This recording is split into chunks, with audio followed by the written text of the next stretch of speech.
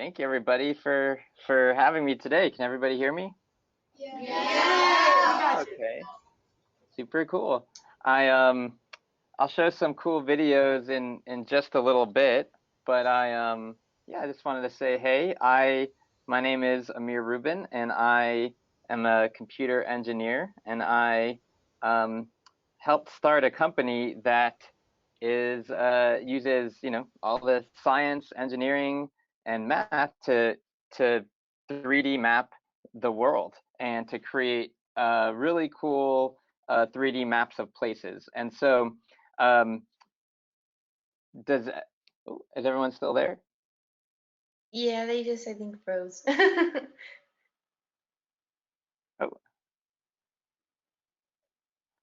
We're back. We're back. oh, Sorry. okay, There we cool. go. All right, there we go. Yeah, so all I was saying is my name is Amir, and I started a company that does 3D mapping of of the real world. So before I kind of talk a whole bunch, I figured because it's Halloween, what would be cool is I'll just show kind of a quick. Let me see if I can I'm figure gonna out. make you the presenter so you can share your Okay. screen now. All right, cool.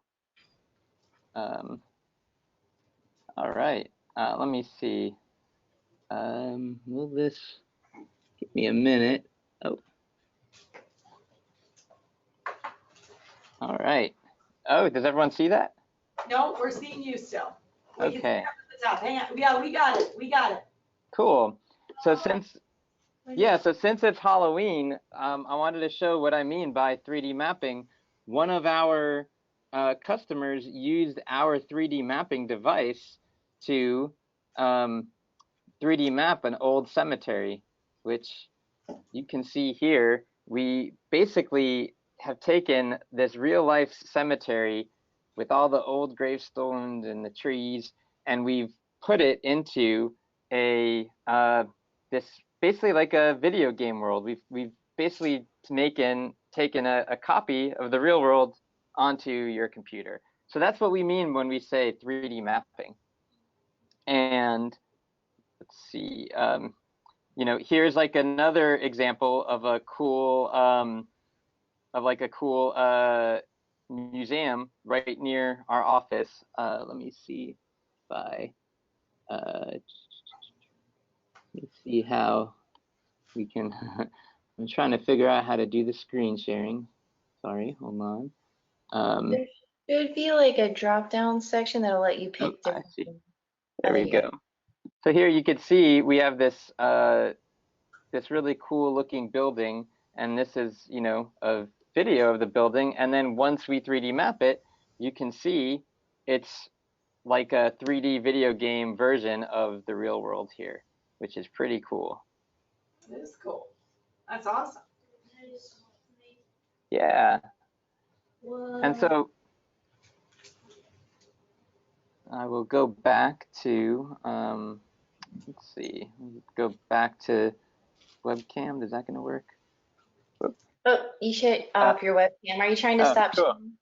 Yeah, or we could leave the sharing up. Yeah, so that's what we do here at our company, and we call ourselves Paracosm, which means an imaginary world, like a paranormal is like something para is imaginary, cosmos is like cosm, which is like the world, because what we say we like to do here is we create imaginary versions of the world.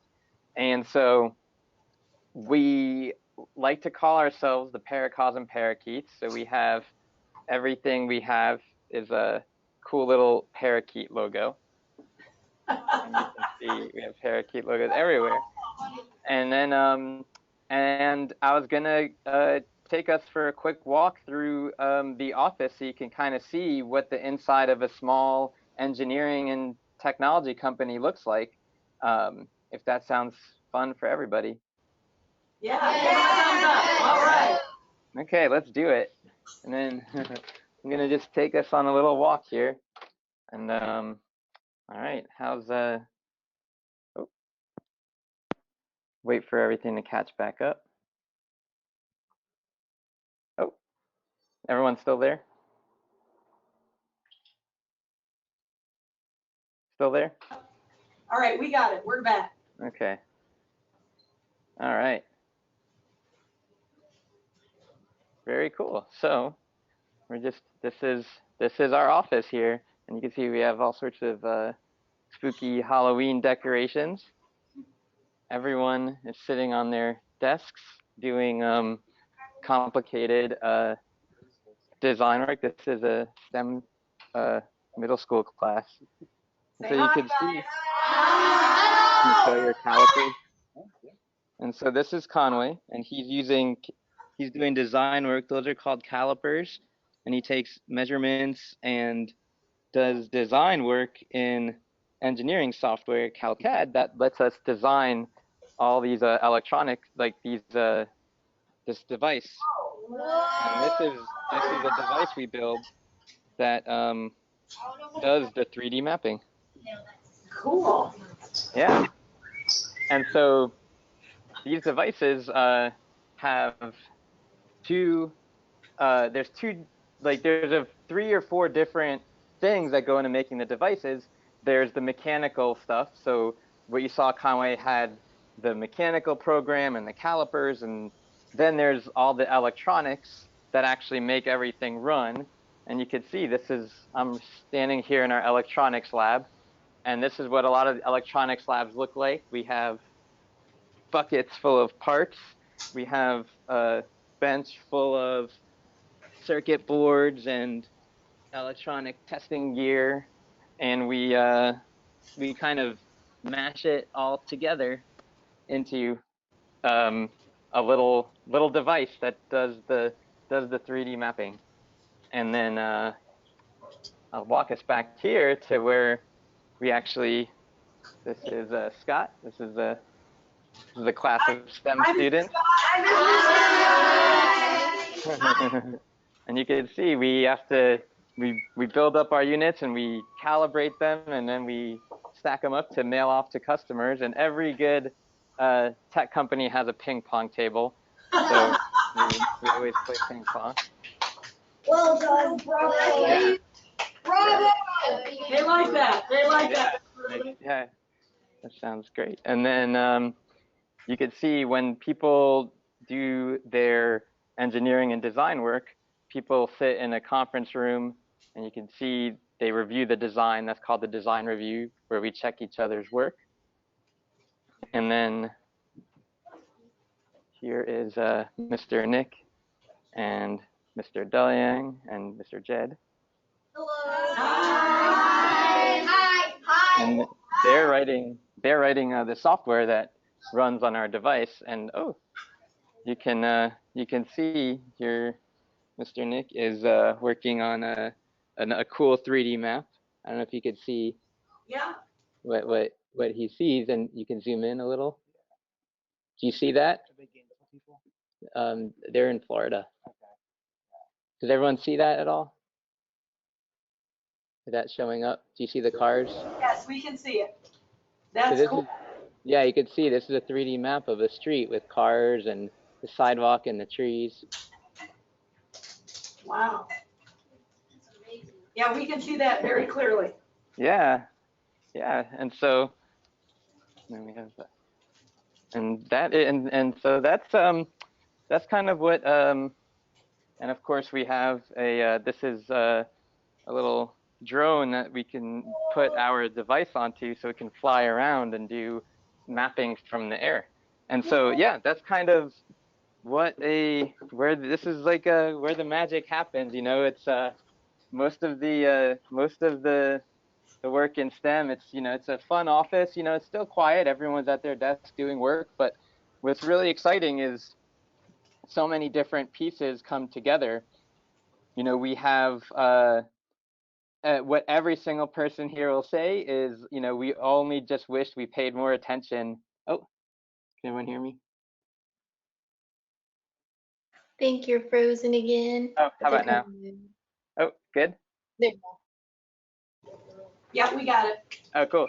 Yeah, so what everyone always says is like everyone always wishes they paid more attention back when you were your age, because it's really hard to catch up to math when you're coming back the second time. So it's really exciting that everyone here is so excited in STEM, because the best time to really dive in is at your age and to be excited about it.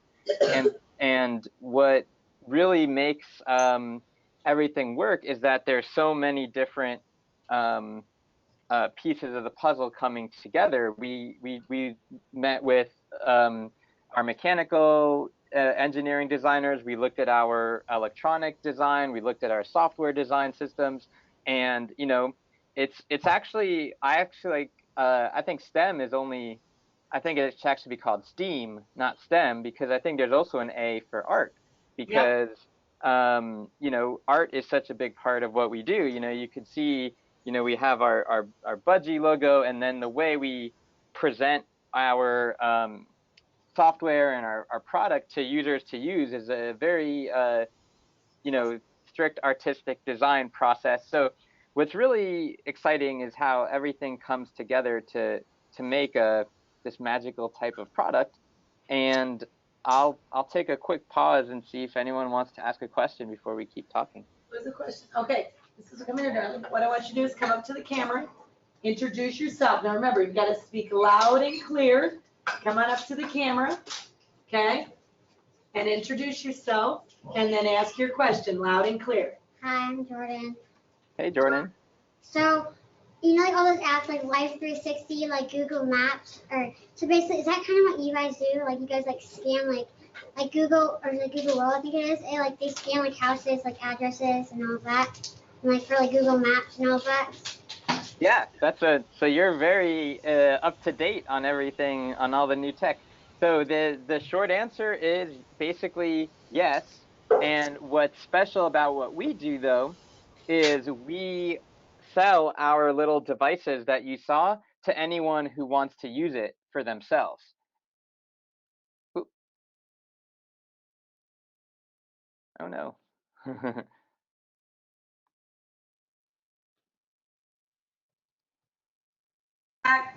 We got it. Oh, great. Okay, I saw that drop off. Sorry, but I was gonna answer Jordan. Yes, you're really good and up to date on your technology, and what it, the looks like we froze again.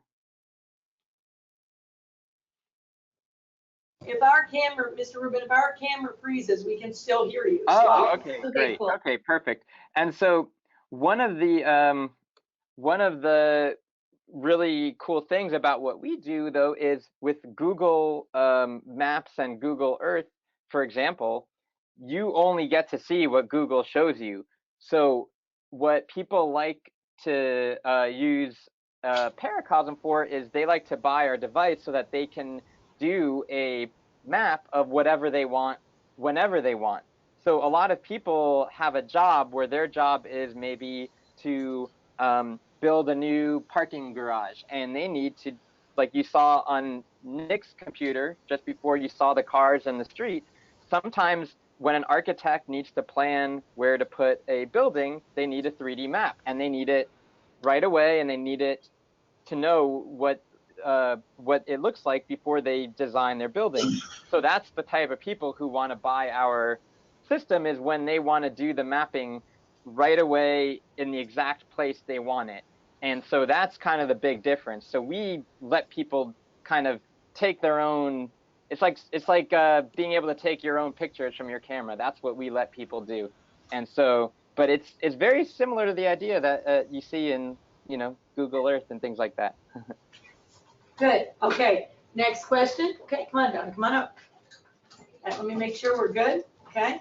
Come on up. Introduce yourself. Speak loud and clear so Mr. Rubin can hear you. Okay. There you go. Hello, I'm Matthew. Hey, Matthew. And I was wondering, like, I've heard of like the companies that like make the software for the computers and like make the actual computers.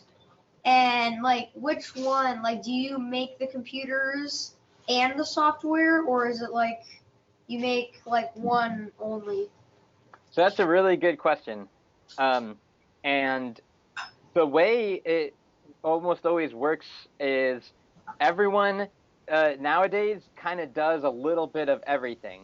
And so I will do like a show and tell.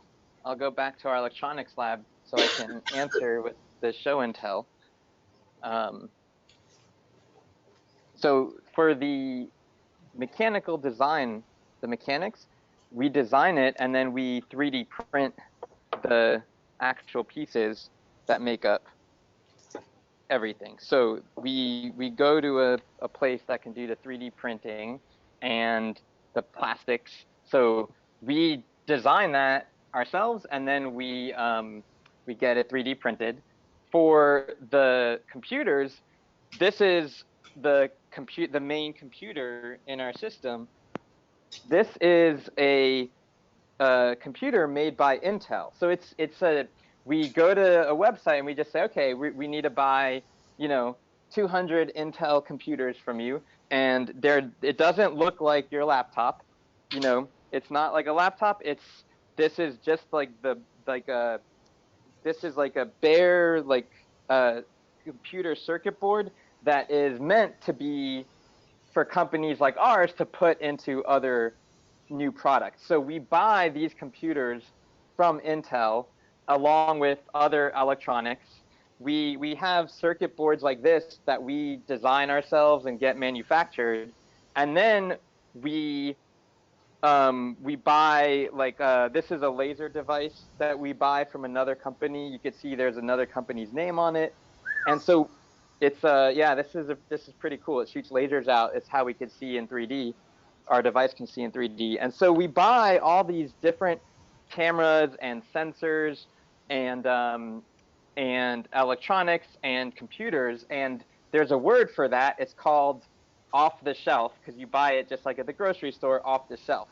So it's an industry term. It's called, you commercially buy it off the shelf.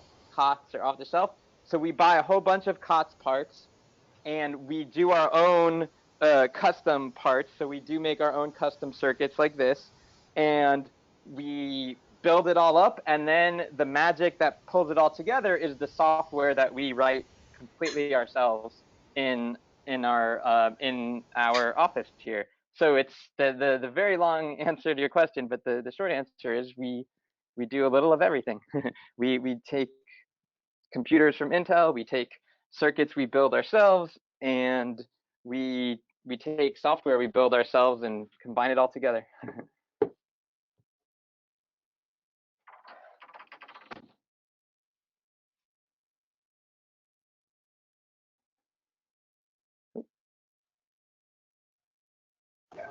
All right, now we can hear. Okay, go ahead and step up in front. Okay. And then oh yeah, and then were you able to hear my last answer? Did the audio? Yes. Okay, perfect. We can hear you fine. It's Okay. ours. We've got some storms in the area, so I think it's affecting the satellite feed. Some days it's better than others, but thank you for bearing with us, Mr. Rubin. Oh, no, not a problem at all. I just want to make sure. So hi, I'm Cameron, and Hey, my Cameron. question is, so you know how you said that they're like,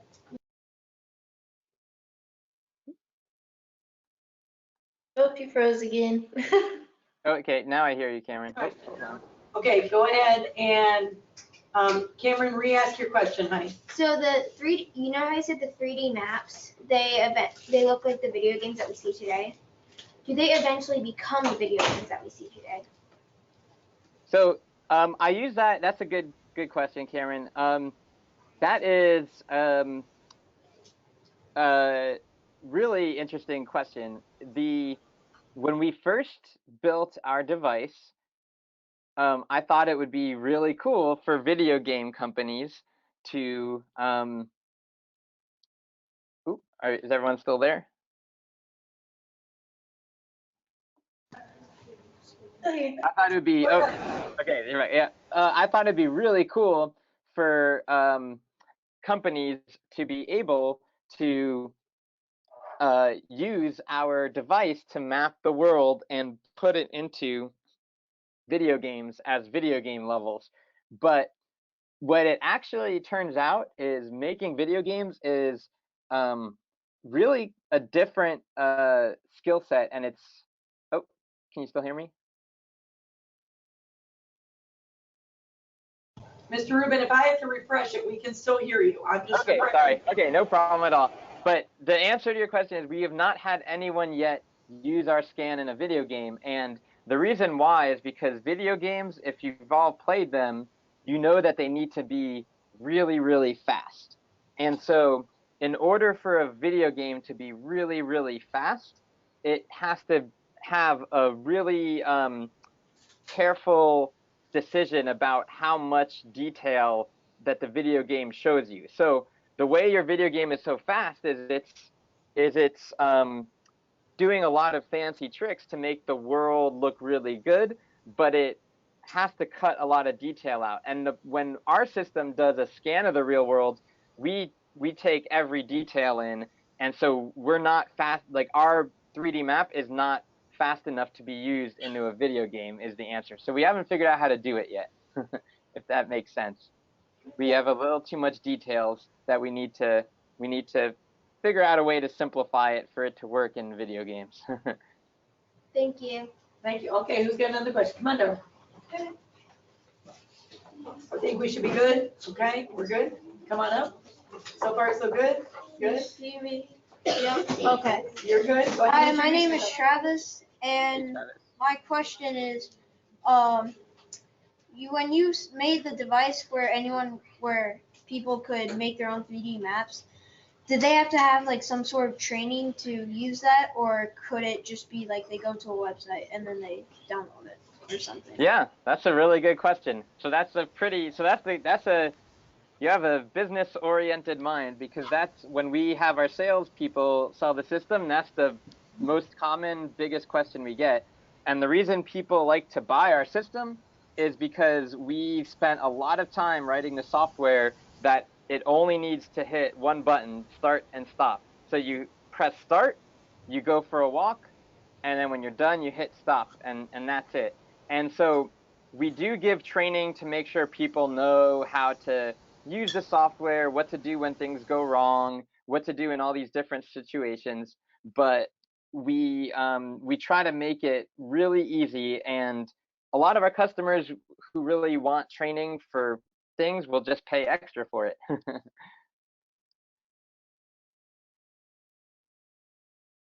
All right, who's got another question? Come on up, Deborah. Go ahead. Not right now. Sit down. Thank you.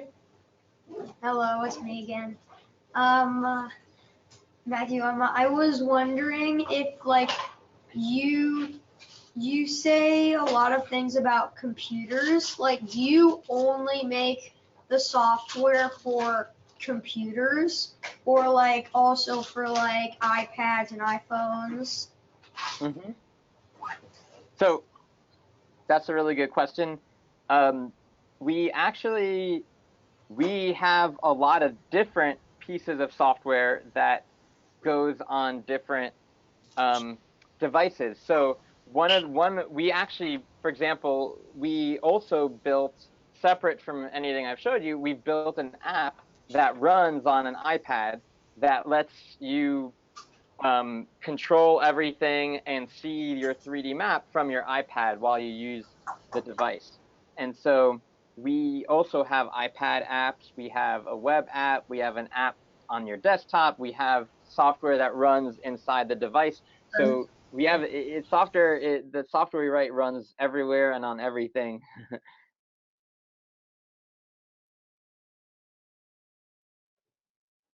Mr. Rubin, can we, hang on a second, I'm going to refresh here. Can you tell them a little bit about what you did through high school and college, and how did you get into this? Is this something you always wanted to do since you were like 3 years old, or how did you fall into this? So I always loved playing with my computer. My parents got a computer when I was 8 years old, and I was using computers ever since then. And um, back then computers weren't nearly as good as today, and there wasn't really the internet that like there is today, and so it was a lot less exciting. But I've always really loved computers. I've always really loved math and science, and so um, when I was in school, when I was at your age, there was no such thing as STEM, and there was no such thing as FIRST Robotics. And no one my whole life told me that you were able to get a job working on computers. The idea of having a job being a computer engineer or a computer program did not exist when I was your age. It was, and even I, I went to University of Florida as a physics major because no one ever told me that there was such a thing as being able to be an engineer or a computer engineer. So I never knew what an engineer was until 2 years into school as a physics major. Someone told me that you could study computer engineering, and I switched over right away. And so I ended up staying an extra year at university to study how computers work and how to write software for computers. And so that's I've just always loved, like I said, the math and the science, and I've always loved problem solving. And when I finally realized there's an opportunity to do this, to be a computer engineer when I grew up, or when I graduate school, I jumped on that opportunity, and I I didn't really ever think about, how I didn't really worry about what job I would get. I just knew it's something I wanted to do, and I'd figure out all the rest later. And that's kind of how I ended up here. And so it's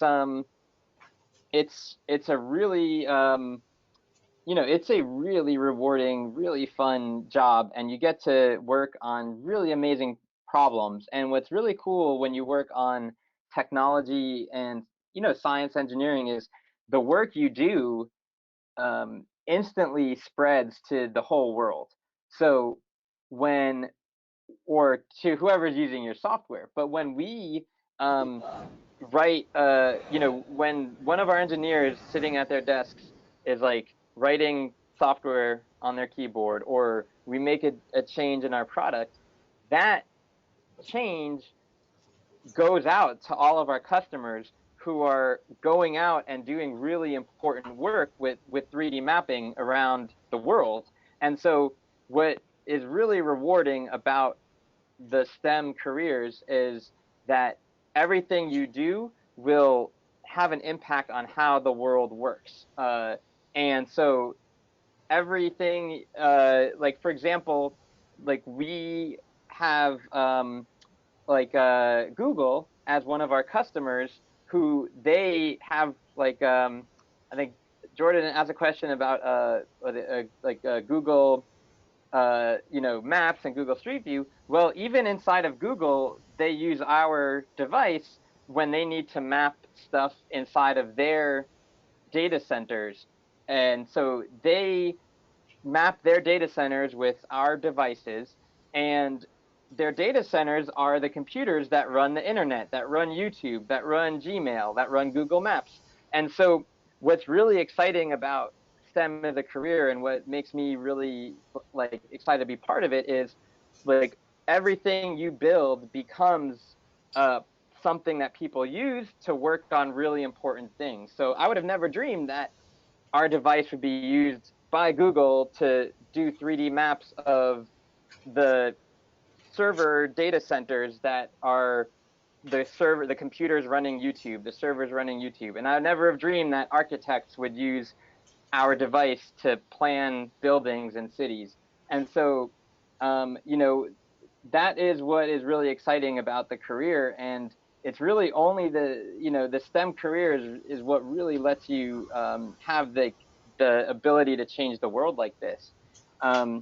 We've have people who take I could show like a fun video of people who went with our device into they put it on a backpack and went walking through the forests of Japan, because they I don't know if you could see, they really need to know what their forests look like, because they need to make sure that there's not going to be forest fires. They need to make sure the trees are healthy. And so here you have a forest, if you could see it, that someone walking through the forest with our device did. And we never dreamed that this is how what Paracosm would grow up and what would become with Paracosm. But when we built technology and tools that are so powerful, people are using it to solve really important problems in all over the world. And so, you know, we you could see the writing here is Japanese because we people in Japan bought our system and are using it to make sure all the forests in Japan's are uh, being managed correctly. That's really cool. That is awesome. Anybody, any other questions? You guys have questions?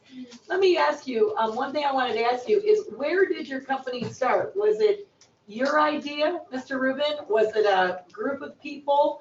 And what were some of the challenges that you faced? You know, because I know you didn't start where you're at right now. So can you talk a little bit about the process of what it was like to start your own business and start your own company? Mm-hmm. So starting, you know, I started Paracosm in 2013. So that's almost 6 years ago. And it's a very hard process because when you start a company, you know, you don't have a full team of people, you don't have a technology, you have an idea. And the big challenge is how do I make my idea into something real? And then you have to also say, well, if I need a few more people to help me make this idea real, how can I convince people to help me work on this idea? And, you know, people need money to pay their bills. So you have to also ask, how can I get the money to do all this? How do I get this all, you know, financed? And how can I get someone to give me money to do this? And so it's all these things are all part of the puzzle of starting your own business. Is you need to have an idea, you need to have a plan for how the idea is going to become real, you need to know who else you need because you it's impossible to do everything yourself. You need a team to do it. You need to know who can help you do it. You need to be able to be a good leader for your team to come join you, and you need to know how to ask people to give you money to do it. And you know, all science, technology, engineering, math, all the STEM careers, always a big part of the career is always asking for money to do it. And so learning how to convince people how to be a salesperson is a really equally important part of a STEM career. I know we had like a business question earlier, but it's all tied together. If you're doing science at a research lab, you need money to do your research grants. If you're doing engineering work, you need money to build your idea. If you're starting a company, you need money to pay people to help build the product. So, you know, a big part of starting a business is, you know, having really good communication skills, being a good leader, being a good salesperson, and, you know, being really excited about the technology or the engineering work that you're doing. Awesome. How long did it take you? How many people do you have working with you now, Mr. Rubin? How many people at the company now? So right now, our team here at Paracosm is 22 people, and we were a year ago bought by a slightly larger company that is around 50 people. So combined, our combined company is around 70 something people, and our group here in Florida is 22 people.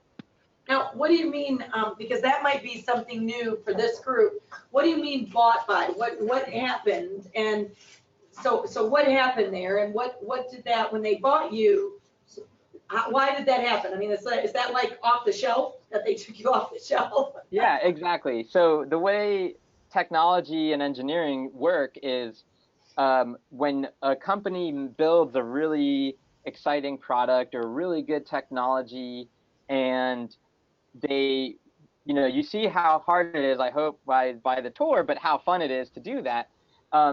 When a bigger company sees a new technology or a new product that they're really excited about, they want it to be part of their company. So an example is everyone here probably watches YouTube videos, and you know, YouTube started out as a two-person company, and then Google bought YouTube, and now Google owns YouTube. And YouTube, the YouTube group in Google is thousands of people now. YouTube is one of the biggest internet companies around, but it started out with just 2 or 3 people. And the reason Google bought them is because Google said, we want to have YouTube as part of the Google family because it's going to make all of our other products better. So it's the same with Paracosm.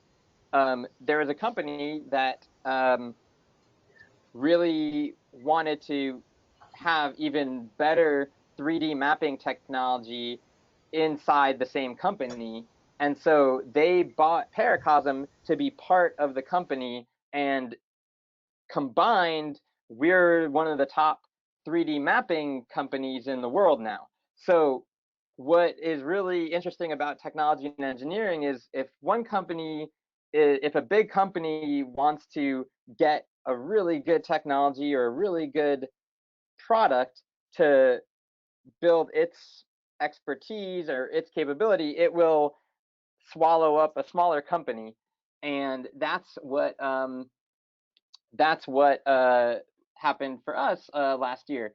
And the way this all ties together, because this is a big part of the money cycle, the way this ties together is the people who I asked for money to help start Paracosm, this is when they get their money back. So you ask someone, hey, can I have some money to build a 3D mapping company?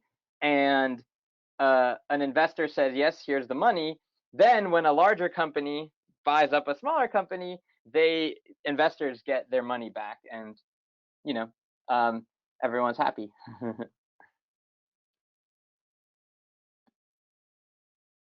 Okay, we've got another question for you, Mr. Rubin. Hang on, let me get our webcam up. Okay, go ahead, introduce yourself loud and clear, honey. So I'm Alex. I was wondering if somebody does buy your device, if they have to if they can only take it a certain amount of take it a certain distance. Yeah, that's a really good question. So what is cool is we let people,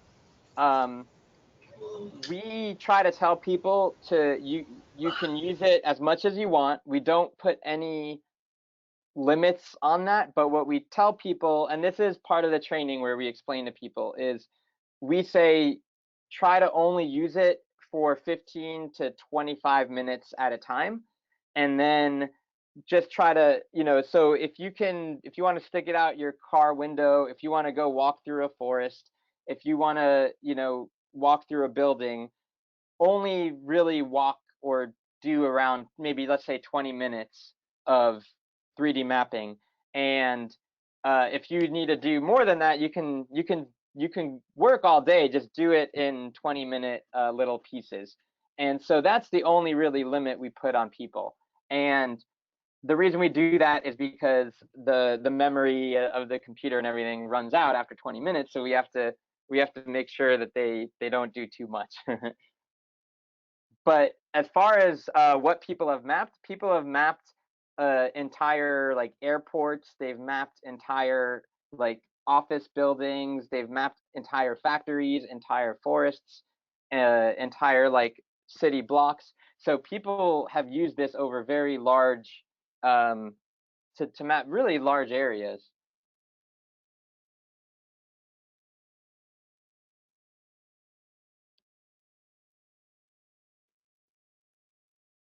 Hold on, guys. Okay, I think we're good. Go ahead, honey. Okay, so I'm Travis again, and so my question is, what is the power source of the device? That's a good question. We have a battery inside of it, a rechargeable battery. Okay, thank you. So it's actually a rechargeable battery? Yeah. So if you're going to use it over a period of days, you just plug it in? Yeah, so a lot of people, we sell as an upgrade extra batteries. So when the battery runs out, you plug in a new battery.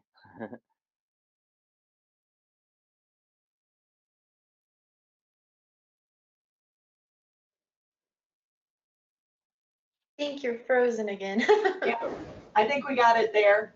We're dealing with this technology here. I think there we go. Well, I tell you what, Mr. Rubin, we're gonna get ready to change classes here again, but can we give Mr. Rubin a big round of applause?